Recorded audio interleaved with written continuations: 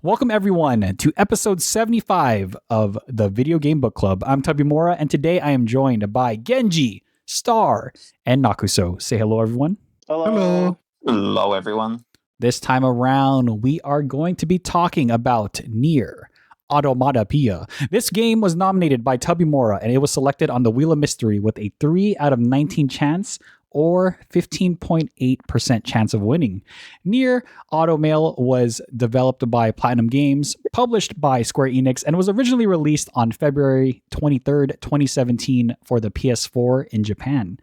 On NieR Automata Steam's page, it reads, quote, NieR Automata tells the story of androids 2B, 9S, and A2 and their battle to reclaim the machine-driven dystopia overrun by powerful machines.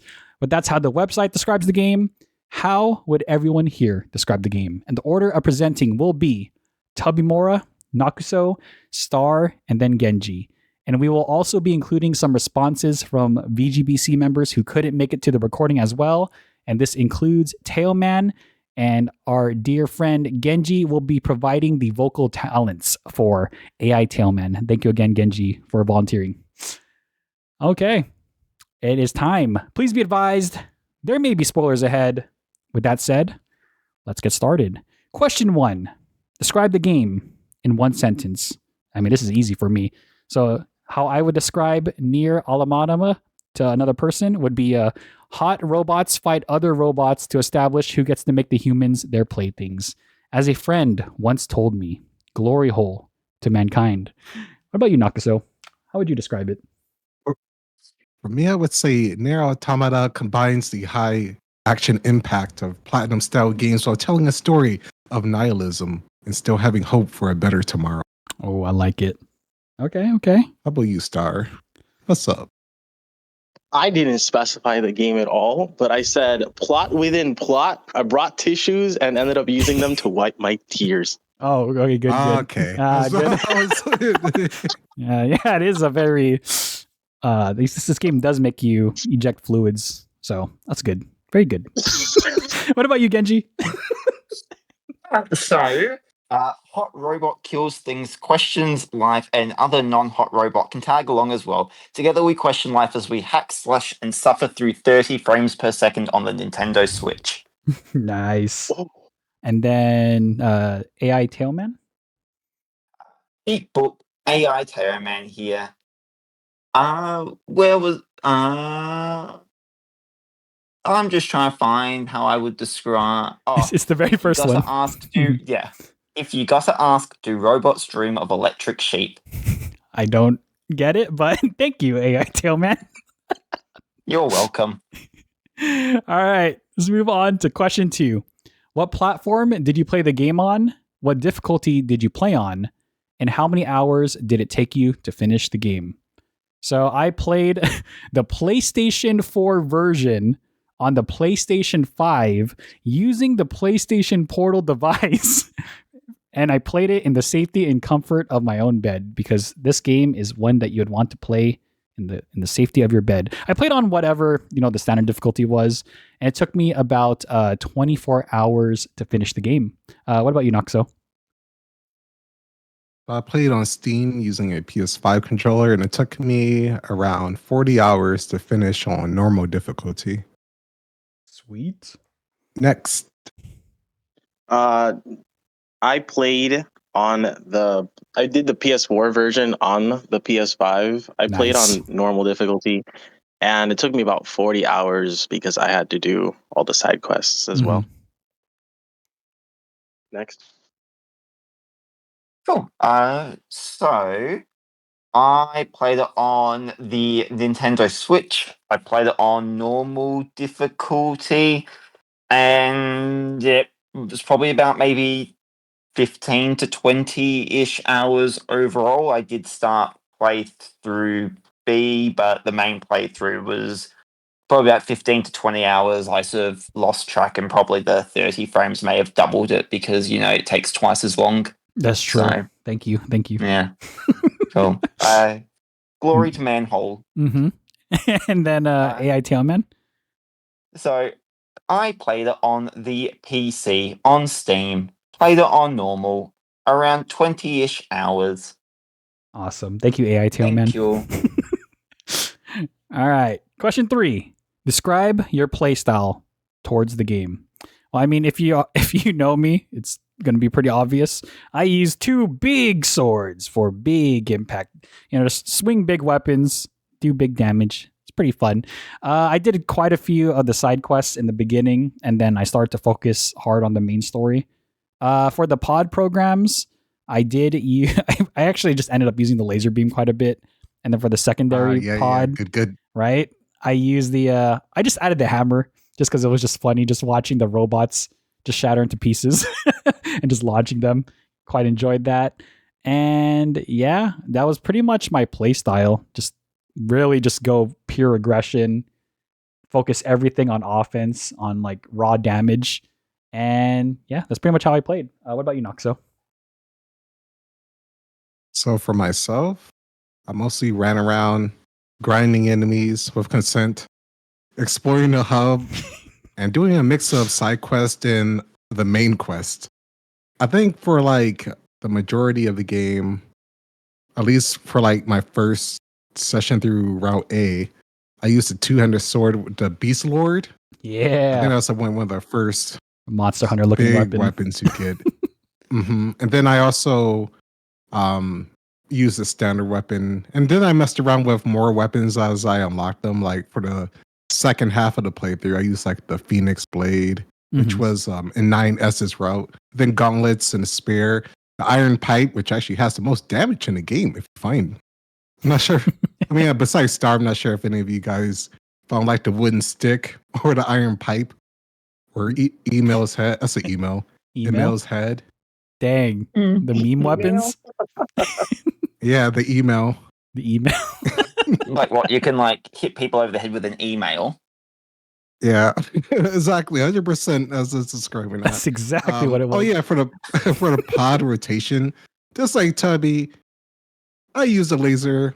It just tracks. It works. Just like Todd Howard said, it just works. For majority of the game, I didn't have to think about that. I kind of used a burst combination with the laser. Actually, really strong. For the chip loadout, I generally use damage, healing, melee damage, and a vulnerability time with a little bit of cooldown reduction in there. I kind of changed it up for 9S and used the hacking because that is super broken. If you have a hacking build, and it's fun to control enemies or just deal burst damage. And yeah, pretty much throughout the game, I got not a couple, probably like a handful of the joke endings. And I went through A through E, so the full story.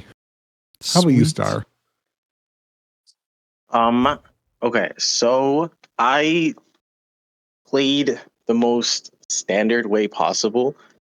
I kind of tried a little bit of everything, but ultimately I just stuck to basics. I really like katanas, so I stuck with her original weapon, the Virtuous Contract, and Virtuous Treaty, which is like the heavier version of it, as my secondary. Sometimes I would just use the sword because I like the animation of sword and fists. I pretty much grinded the whole time. Whenever I was going through 9S, I did have the hacking module on, but everything else was deadly heal, auto heal, weapon attack up, and movement speed up. Oh, and drop rate. That's pretty much what I used to actually fight against people. Other than that, I just pretty much went through the whole main story, side story. I don't know, literally anything that the game would offer me, I would do. Sadly, I also did the fishing part, but we don't talk about that. Okay. Anyway, Kenji.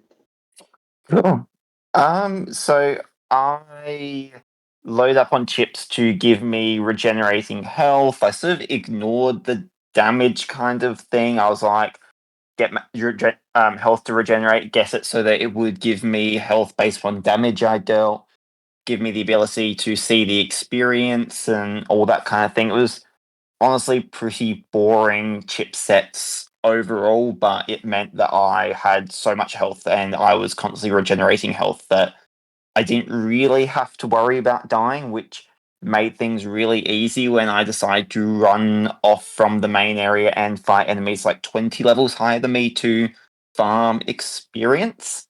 So that was great. I found a weapon, I forget the name of it, and I sort of upgraded it to like +3 or whatever. And then when you had to go off and speak to someone else to get to like level 4, I kind of went just fuck it. What do you think I am? Kind of thing. I was like, let's focus on the main story. Let's do as many side missions as possible that pop up. Because I would look at the menu and go, oh, fuck, I have a side mission. I need to go and do that. Otherwise, it's going to bother me because it's not checked off and it's just going to sit there and annoy me. Okay. So, yeah, any side missions that popped up, I did them. However, there was lots of frustration towards the game within my playstyle because of the fast travel and a few other things I'll get to when I talk about what I didn't like about the game. But sword wise, I think it was probably like a great sword or regular sword, katana, or whatever for my main weapon. I sort of just ended up finding whatever had the most damage and just equipped them as my main weapon sort of thing. And yeah, sort of stuck to that. So Okay. take it away, AI Taco Man. Mm-hmm. Hello, it is me, AI Taco Man. In NieR Automata, I played a mixed playstyle, used the default sword mainly. That is all. Glory to Manhole Khan. Awesome. Thank you, AI Tailman. Okay. You're welcome. Question 4. What is one thing you like about the game and why? So, I mean, for me, again, if you are going to have really heavy weapons or great swords in a game, I like it when the animation shows that type of weight and how they swing it and how they just attack with the entire weapon using the weight of their whole body. And to no one's surprise, with it being platinum games, like the sword themselves, it feels great to wield them, whether you're using one or you're using two. The combat and the weight of each attack, like it feels right. It feels very hefty, and I think they did a really great job with the in terms of the great swords. They did a great job with how they did the animations and how they balanced with the balance between power and speed. I can't say too much about the other weapons because I literally did not touch any any of the other ones. But if you are a enjoyer of heavy weapons, I would say that this gets my stamp and seal of approval. It's really fun. What about you, Noxo? So when I first started, I didn't really know what to expect from the game. I didn't even look at the trailer that was shown at the last VGBC near the end. Mm-hmm. I went in super fresh towards the NieR series, and I enjoyed it so much. Like this, the sense of dread while playing through the game, and wanted to know more about the androids. Why is 2B dressed like that? Why do everyone wear blindfolds? Why are they humans on the moon? The machines. What are they really?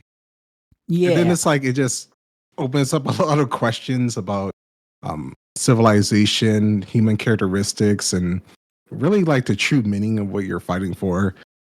It's a lot of, like I said in the introduction, nihilism, existential crisis.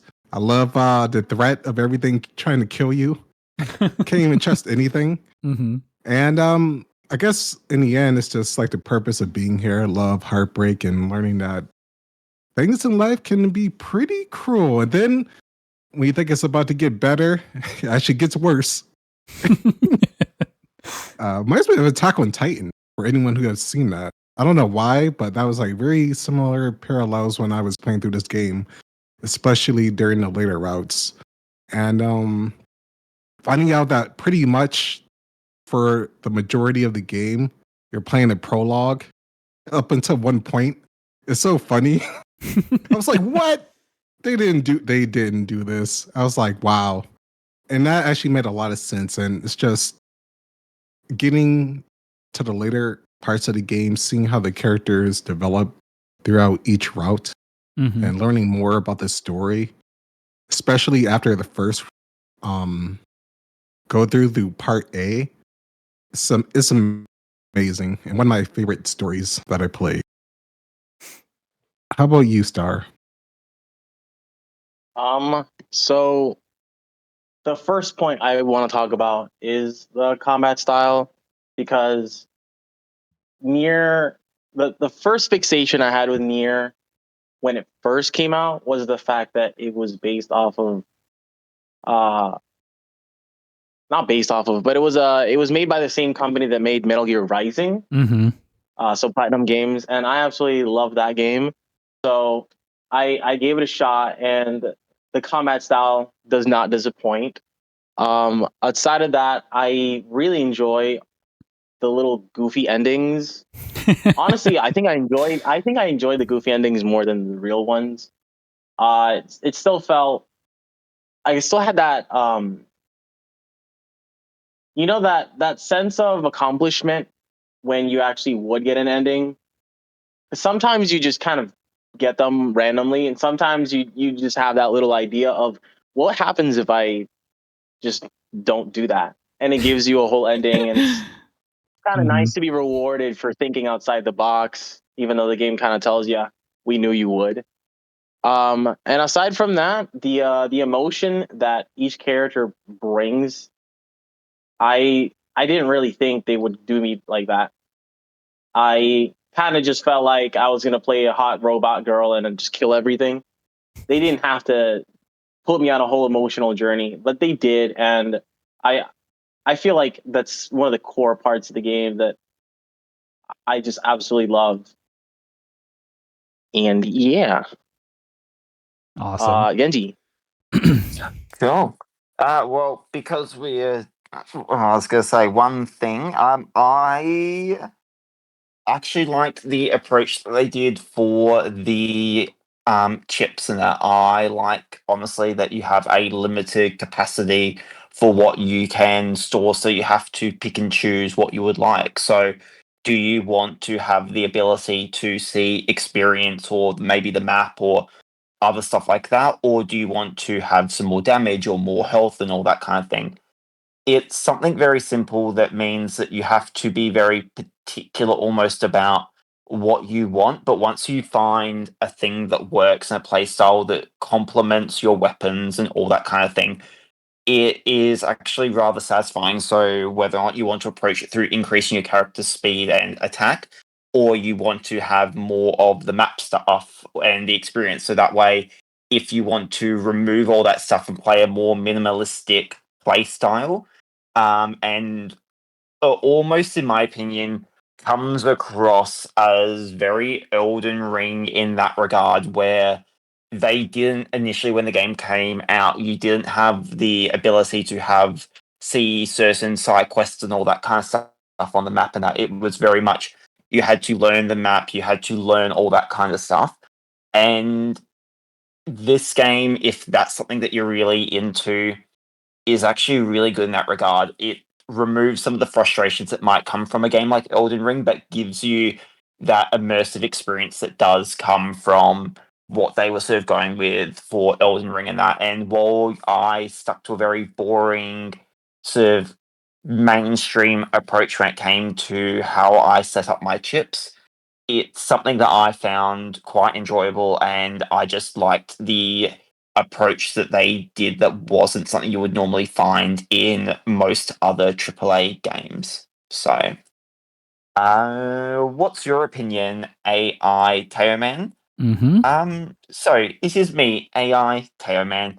I have given Genji 5 points, but with no elaboration, so I am going to read them all because Yep. otherwise I will say 2 words and then I will praise mankind's glory hole.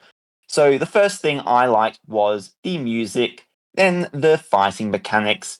Next, I enjoyed the level of details and Easter eggs because eggs are a delicacy these days. The next thing is the amount of possible playthroughs. I think there is at least 2 playthroughs at the least. And lastly, the player network system. You can network with players, apparently. glory to mankind's glory hole in NieR Automata. Thank you. That is all for now. Awesome. Thank you, AITL man. Boop. Okay, let's move on to question 5. What is one thing you did not like, and how would you improve it? Genji, I'm going to assume that you're going to talk about the map stuff, right? Yes. Oh yeah. Yes, question mark. Yes. Because if not, I'm gonna go into that. I'm gonna definitely be talking about the whole quality of life experiences in the game, so you can count on that. I am gonna just go ahead and pick one because when a game gets to this point of polish, as if you've seen in the other VGBC stuff, it's the same thing over and over. In this case, it's quality of life. Nakuso or Star, please feel free to correct me if I'm wrong. Maybe got added into the game. My question is there a way to quickly and easily use enhancement items? Do either of you know? Like melee attack up, ranged attack up, that kind of stuff? The D-pad. So there is a way then to use it? Not healing items, but enhancement specifically. I'm fairly certain the D-pad had I'm pretty sure if you hold up on the D-pad, it gives you quick options for healing, and if you hold down, I'm pretty sure it gives you your booster items if you have any on your bag. Okay.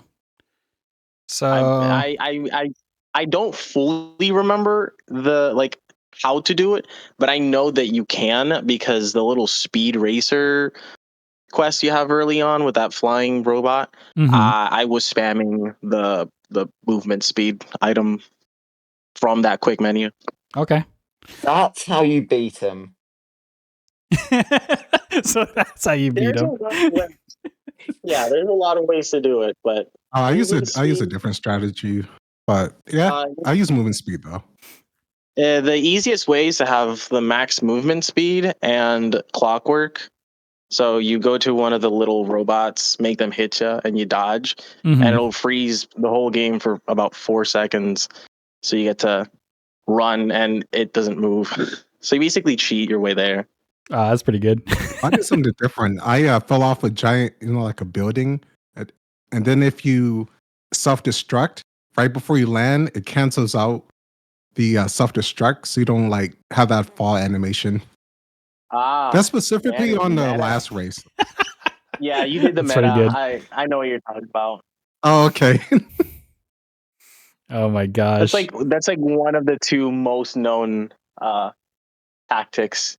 It's either using items from the game or just cheating it. What if you beat him the first time and then never challenge him again, so that way you have a 100% success rate? Right? Didn't you complain about the quest markers not disappearing? Yeah, but also I complain more about the fact that if I can't succeed, so I would rather have a quest marker than, admit that I failed. So, That's the spirit. Okay, well, going back on topic here, assuming that there is a way to easily use enhancement items. If there is, awesome, good job. I guess I missed it. If not, go add that just real quick. But aside from that, I think one thing I would like to see added to NieR Automata would be a little bit more chip variety. I think would be cool to really change up the gameplay.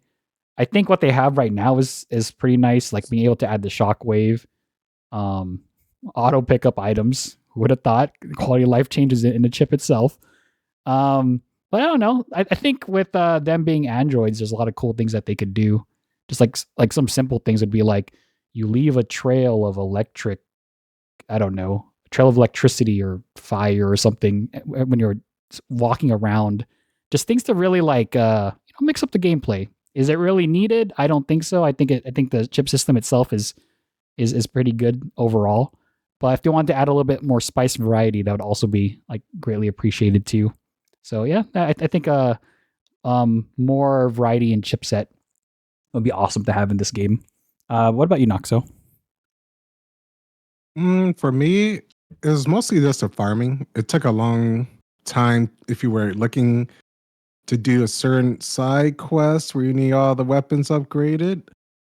Star knows that once since he platinum the game. This is like a lot of materials for the game, a lot of resources, and while they do respawn, it just takes a bit to grind, especially if you're trying to do levels. And I wish it was just a better way besides doing something like going to the desert where Adam and Eve is and just AFKing using easy mode if you really wanted to farm levels there. I did a majority of the side quests, and I think I think it was in the 660s by the time I fully completed the game. There were still a few side quests I didn't do, so there was just like a lot of weapons that I wanted to use, but it just took a while to get all the material. If it was just a better way to do a specific mission or a more fun, streamlined way to upgrade the weapons, so I could just use more of them at their full power, it would be great. Not to mention that the drop rates can be pretty poor for certain items in the game. Better or worse than Monster Hunter? Well, I like how it is. Monster Hunter is a better loop when you're farming. Okay. It's just I just like the loop of that better than just grinding simple enemies. I mean, you can do other stuff, but it was just not as fun. And usually I don't mind grinding in games, but for some reason this one was it was okay. It was all right. It dissuaded me from doing the arena challenges, which were pretty difficult. This mostly because I wanted to get a higher level, but that's pretty much for me. How about you, Star? For the arena quests, I just waited till I was max level, and then I like blazed through them. I think once you hit level 90, the robots that NieR does, like in like that specific arena, they all revert to level 99. So as long as you hit 90, it's easy. An easy level grind is if you go to the amusement park, you know that little statue at like the very front entrance. If you attack it enough times, it will eventually move and you'll realize it's an actual enemy. If you play as 9S, you can just hack it. Takes like 3 hacks for it to die, and you go up by like 1 or 2 levels, and then you can just keep doing that. So I went from like level 60. I went from level 60 to 99 in like 40 minutes. That's sick. Wow. Kind of reminds me of like Elden Ring or like any Souls game where you just randomly attack something and it comes to life. Yeah, the thing I didn't even know, which is one of the reasons I was mad because of the grinding aspect. I think it was more about the items though. There were certain items I needed to upgrade my pod, and the game's not like, hey, you got a rare chance. It's like, no, it's gonna appear here. You have a 2% chance of it spawning if I feel like it. Dang. And it's like, man, why you gotta do this to me? I don't wanna like, it was literally go in, check the spot, find it, save the game, load the game, do it again for hours. And like at that point, I was just doing it for the platinum, but I wasn't doing it out of the fun. So I think grinding is fun as long as you're there for the game. Once you're kind of taking the game too seriously, then the grinding part just becomes really insufferable. Similar to the fishing aspect, I am slightly visually impaired. I think is like I need glasses and like I can't really see very well. And I enjoy games like, let's say, like Sonic Frontiers fishing, where it's like, hey, here's a big red line. That's where you need to let go of the button so you can catch the fish. Where NieR Automata is like, hey, go ahead and throw your pod. There's 3 different ways that you'll successfully catch something. Either it sinks underwater, it stops moving completely, or it starts going against the current. And when I'm visually impaired, man, I can't see any of that. Like I had to turn out the brightness to the max, and I still couldn't tell when the water was pushing pod in the opposite direction. So I just kind of sit there with no real bait, just praying for the best, and that was Dang. a torture. But it was still better than Replicant. I'm sorry. Other than that, I think the other things I didn't like was the lack of customization. When they finally do give you the option to somewhat actually customize yourself, there's just like little pieces. Like, yeah, if you get the Game of the Year edition, you get like little helmets on that don't really go well with her body. Like, you can't change her outfit, but you can change your face, and that just looks like nightmare fuel. And then by the end game, it doesn't even matter. And half the time, it's like visually during combat where you're not even going to focus on, oh, look at this cute little pink or blue ribbon on my head while you're fighting, because you're busy trying to fight, not just staring at your own headband. And it doesn't appear in cutscenes, so it's like that part of the game just kind of felt a little dull. And finally, it's the endings. Like I know a second ago I said I love them, and I do, but what I was really disappointed with the fact that I've never played a game with so many endings, both the 4 semi-real ones, the true ending, and the 22 goofy ones, and the fact that not a single one of them gave me what I really wanted out of the game. Like, I had fun with it, but it hurt my feelings. Yeah, imagine if you got wanted a customization item for every joke ending. that would have made it a little more. That'd be good. Yeah, especially how easy you can miss the endings.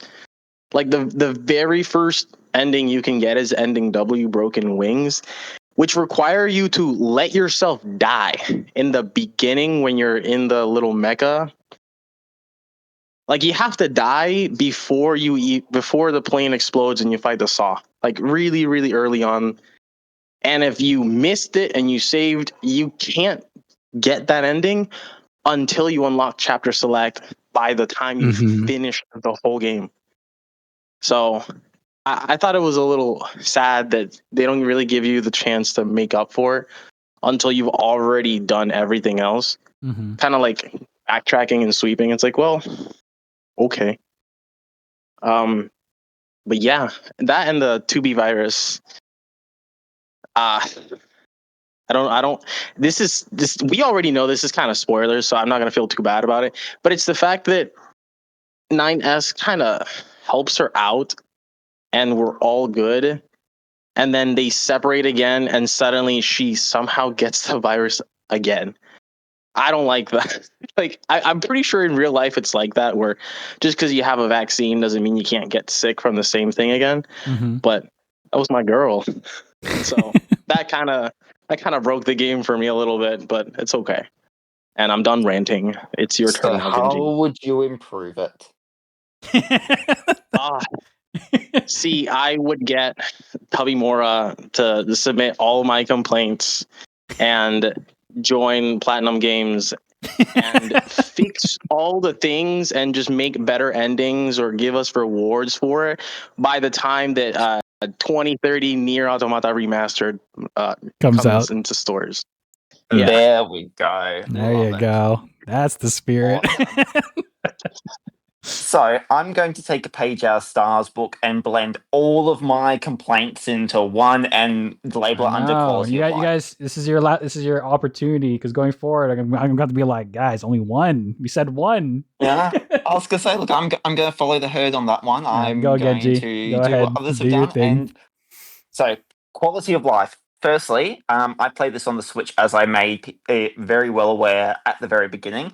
30 frames. 30 fucking frames for this game. Do you know how painful it is? Yes. To play a NieR Automata in 30 fucking frames. This is a game just like all the other Platinum games, this style game, that should not be 30 frames. In the words of Mia Winters from Resident Evil 7, all I can say is, if you get this, stay away.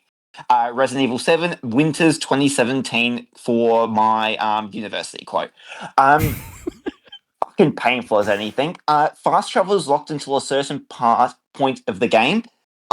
Very fucking frustrating when the map is so incredibly painful to navigate the world on. I spent so fucking long trying to get out of the amusement park when I was trying to get to somewhere else. I spent probably a good hour because I thought I went somewhere. I found the sewers. I ended up fucking back at the amusement park because I could not figure out how this map worked. And it all came down to the fact that I couldn't fast travel my way out of it because I hadn't unlocked fast travel yet. The map is so painful to use. It literally led me to the point where I would have been like, if this wasn't for VGBC, I would have stopped playing the game because they could not, for some reason, figure out how to develop a functioning, decent map of everything that they did in this game and how great other parts of the game is. How is it that difficult that the map is so fucking incompetent that I would almost argue the developers of Dark could have done a better job at developing and programming a map that actually made it sense and made it easy to figure out where you had to go. I found myself at certain points of the game forcing myself through because I just found things to be a bit dull from time to time. But that really comes down to a whole separate issue that isn't necessarily quality of life. So ultimately, my main issue for quality of life is the fact that do not play this game on Switch. And if you're going to play the game, try and figure out your way around the place. And at worst, just stick to the main missions until you get fast travel. Because at that point, you can skip the whole map stuff entirely and you do not have to worry about the shit show that is the map.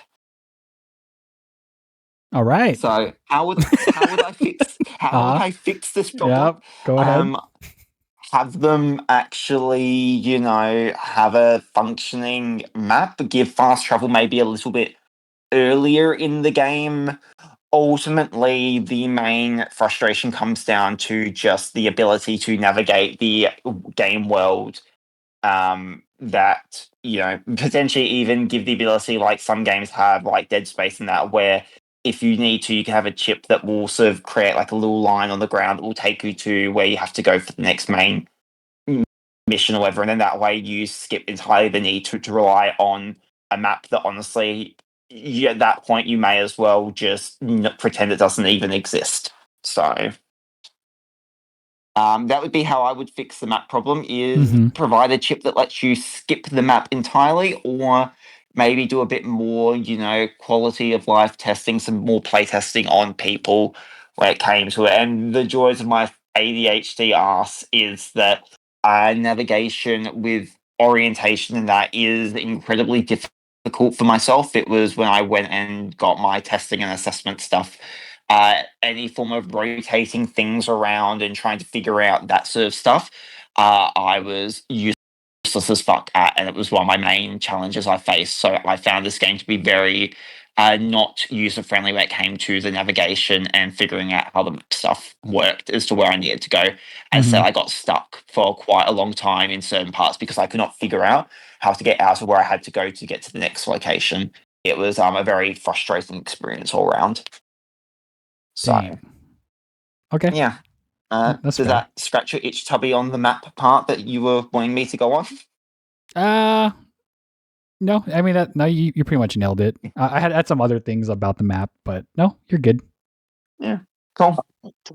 I also want to say I went and logged into the game to double check, and you're right. The holding down on the D-pad only lets you do like the electric thing, the volt save, Right? and okay. and the healing. It doesn't. There's no quick menu for the weapon, attack, up, and defense. I'm glad I'm not crazy. Thank you for checking that star. Okay, and then about AI Tailman. Ooh, AI Tailman here. Let me just processing into my database. Processing. Okay.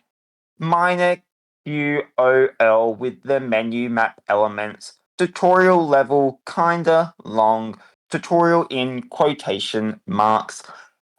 Number 3, can't think of any more XD. I assume XD is meant to be laughing. Awesome. Glory to Wait, manhole. Thank you, AI Tailman. I can only read. I cannot understand emotions through Yes, text. as you should. You are not supposed to have emotion, AI Tailman. Thank you, though. That is okay. Let's focus on VGBC. All right. Question 6.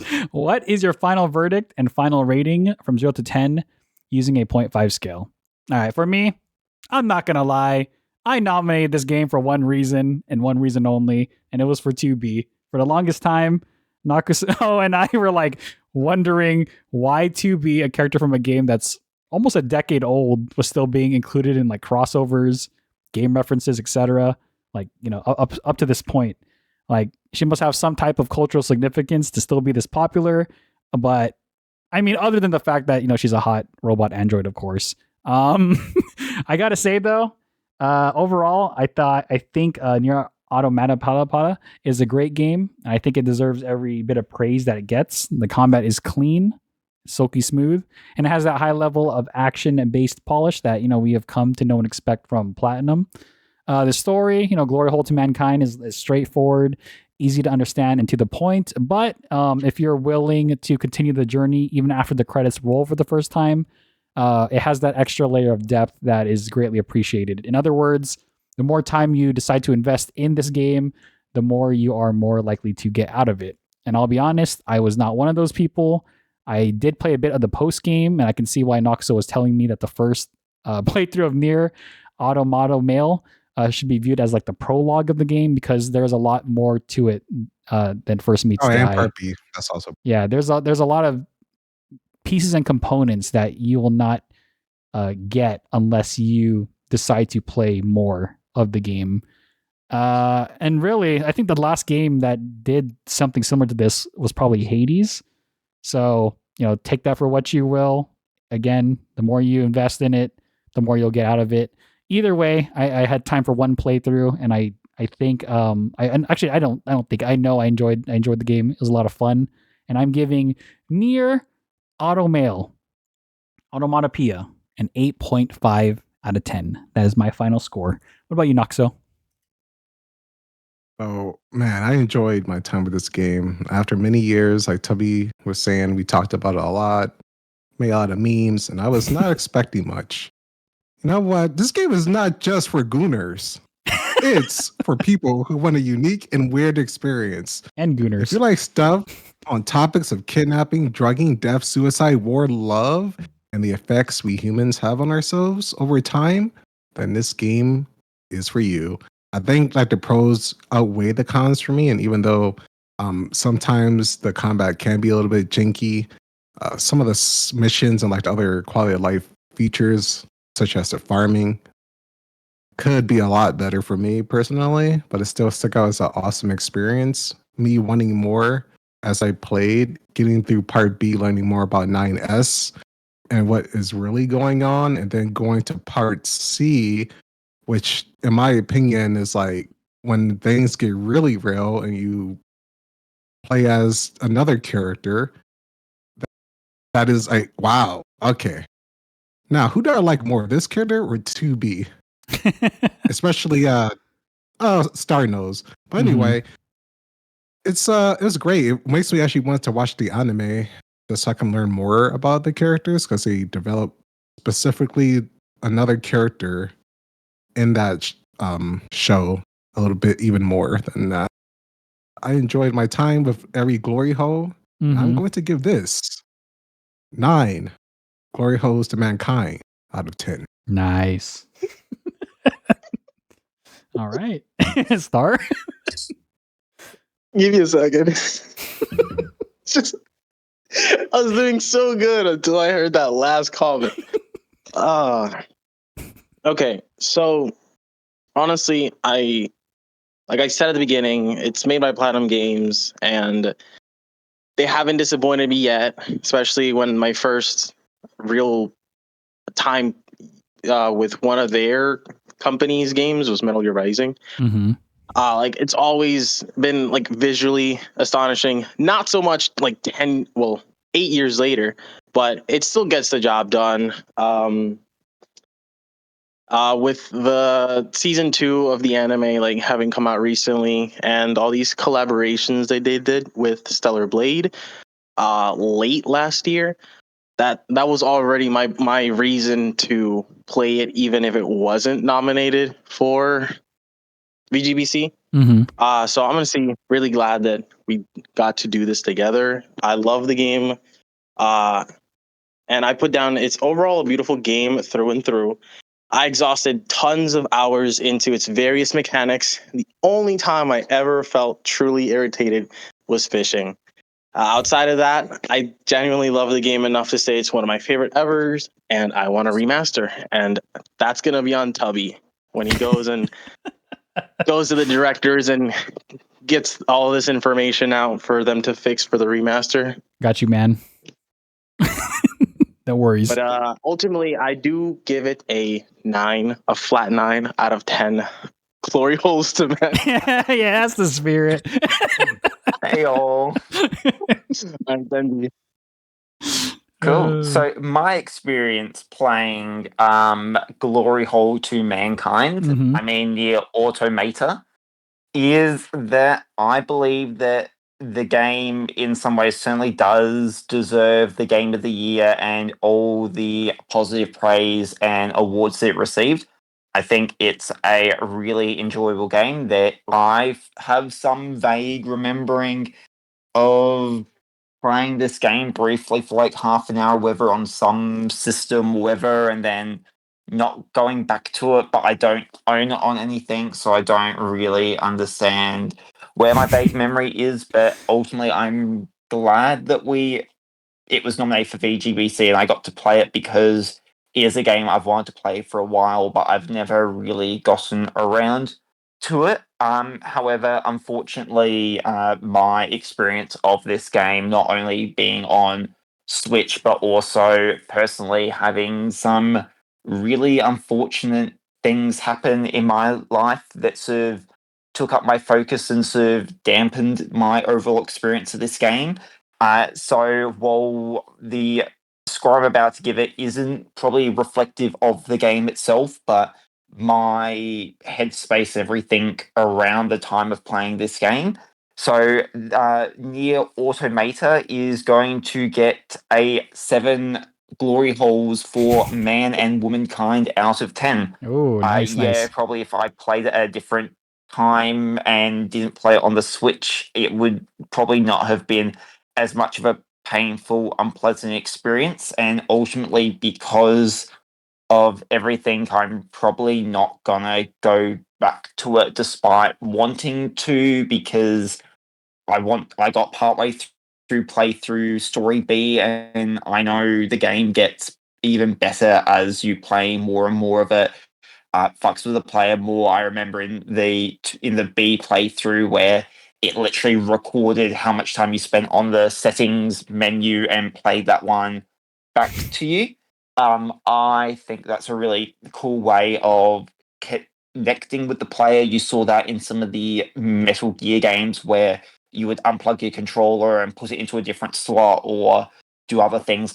Just that as I always go on a lot in VGBC, and that the ability to fuck with the player and interact with the player in ways that transcend normal sort of expected entertainment experiences that you don't get through other forms of media, which is what video games do so well. Mhm. So ultimately, I am really disappointed that I did play NieR Automata when I did, because I think what's happened has really soured the overall time of the game. So 7 out of 10 probably deserves more, but that's my final number that I'm locking in. Okay. So That's okay. take it away. Also, I hope you feel better, Genji. Yeah, I Genji. hope everything's better now.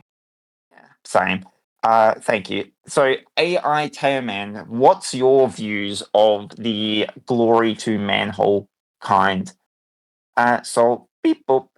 I am going to say this is another open world RPG I never thought I'd play and actually enjoy while doing end of the day, thick robo thighs, end robo lives, XD 8.5. Nice. Thank you, AI Tailman. I live to serve you. With that said, here's the final score breakdown. Tabimora gave it an 8.5, Nakuso gave it a 9, Star gave it a 9, Genji gave it a 7, and Tailman gave it a 8.5. So calculating it all out, NieR Automata gets our final average rating of 84% or 42 out of 50. But enough of that. Nakuso, do you know what time it is? It is bonus mystery question time. That is correct. Bonus mystery question time. Here we go. Tell us about your take on AI. Is it good? Is it bad? In what context? Give us your personal overall outlook of AI. Beep boop. So for me personally, my view on AI is kind of, I would say cautiously optimistic is where I would put myself right now. I mean, we all know that AI can help do a lot of things from, performing quick searches and just organizing info. But I feel like if it's not, if your expectations are not tempered, you need to be careful because it should not be used as a crutch, as the end all be all solution to solving everyone's problems. Just as a quick side note, I work in the IT industry, and I have people in other departments who come up to us and they're like talking about how amazing it is, and they're telling me like what it can do and how much time it saved. And I'm like looking at what they're explaining to me, and then I'm like, okay, that's awesome, but it just sounds like it's doing your job for you, which is not really good if it continues to go this route, because then you're kind of your purpose in the workplace is invalid if it if it's going to end up doing your job. So I feel like in terms of AI, like you don't want it to do all your work for you and make you obsolete. It should be able to help aid you in your work, and you should not go in it with the expectation that's going to replace you entirely. Again, depending on how you answer this question, especially if you are on the art side of things, in the art industry, I know that's a big hot topic and a big sticking point. So I'm going to pass this on to you, Nox, because I'm very curious to hear what you have to say. I love AI. You know what? AI has done nothing wrong. Okay.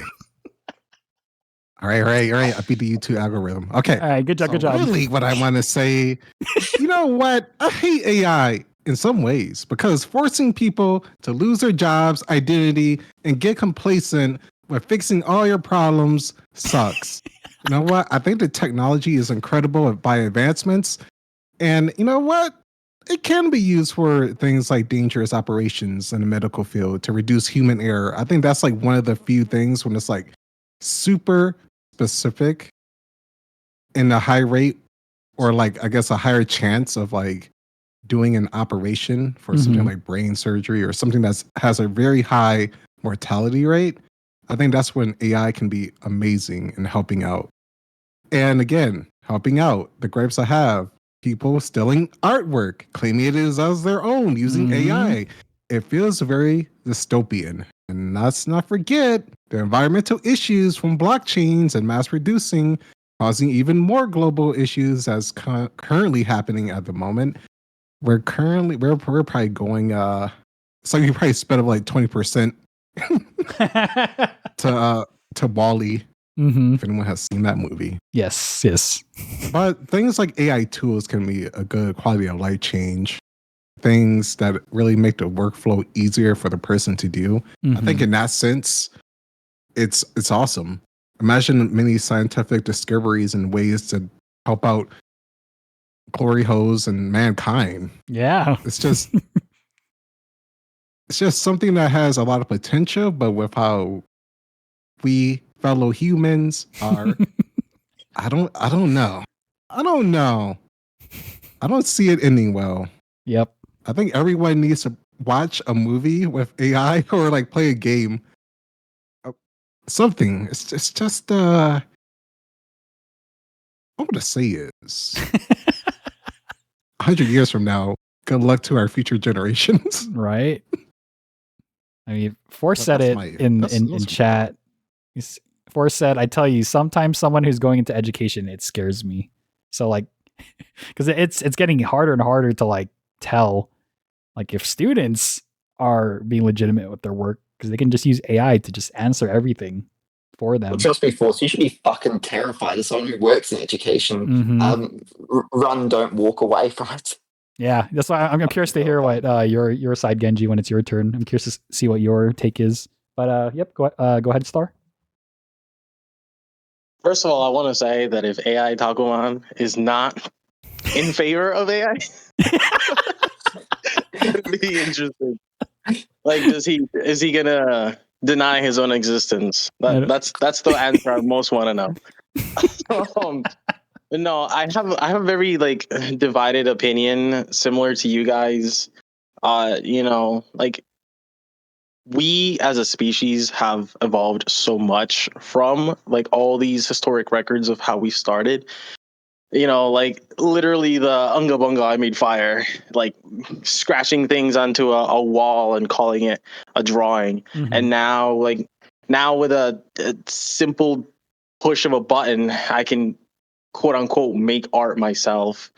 It like defrauds certain parts of the community, but it can also help to an extent. But I also feel like it's only good when you think about where we are now as opposed to where we were and where we might be, because where we were, we're evolving, and all of these things, as far as we know, are currently helping us do our everyday life easier, but we never know where that's going to take us in the future. I'm not gonna expect humanity to end and all these sentient AI bots to continue on. Like, this isn't gonna be a realistic depiction of NieR Automata. If it was, sign me up, low key. I'll give an arm and a leg for the twins, Devola and Popola. Dang. But I don't know. In the real world, I just feel like it's only good in the moment without thinking about repercussions or how these advancements could continue and might eventually, either reach a moment where people aren't needed to do anything. And maybe at some point people will be happy about it. Like, nobody has to work anymore because everything can be done by AI or robots or anything that can be invented in the future. But it'll eventually lead to some sort of complacency where we might actually devolve as a species because we're so used to having things done for us or handed to us that we are going to, as a society, eventually forget how to do anything for ourselves. Like, why would you leave your room and stop watching TV or gaming if you've got like a robot butler that cleans the house and maybe even physically does your job for you and you still get paid for it? Like, why would you get out of that comfort of your room? And that's where we might end up, and that's a scary thought for me personally. But if I'm not freaking out about all those semi-realistic possibilities for the future, I think it's pretty good.